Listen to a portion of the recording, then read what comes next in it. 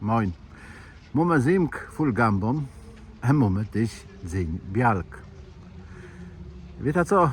Mnie tak przeszło do głowy, że bez tych bialk my by nie mieli szansy trzymać kasiepściego języka.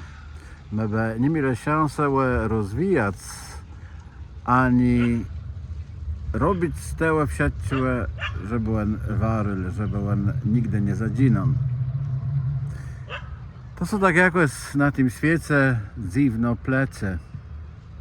Świat co krący, ale na nim.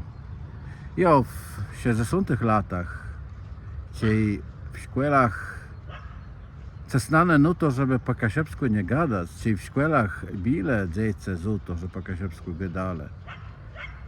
Znęcale są nad nimi psychicznie.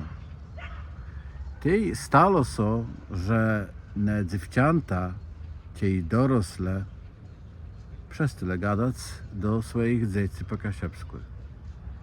W moim podsieku to weszło.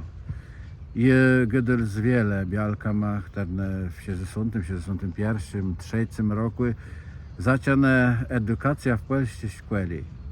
A potem ci wiele mamka ma nie gadali do dzieci, bo jak rzekle, nie chcę, żeby te dzieci miały tak samo lecho, jak one miały.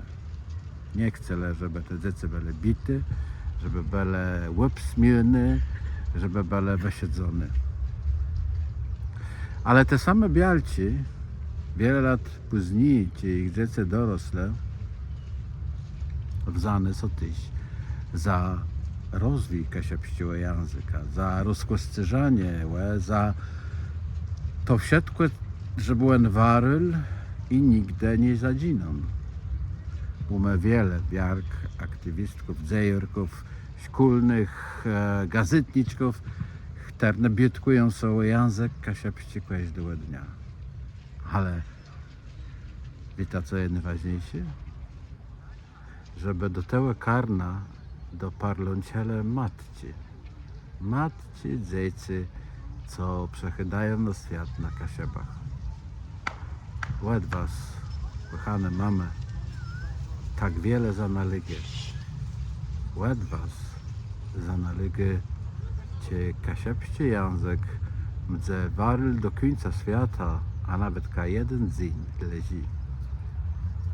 Tej wszystkim mamom, wszystkim bialkom życia, żeby so zistelo to, co so we marzą, to co im so roi.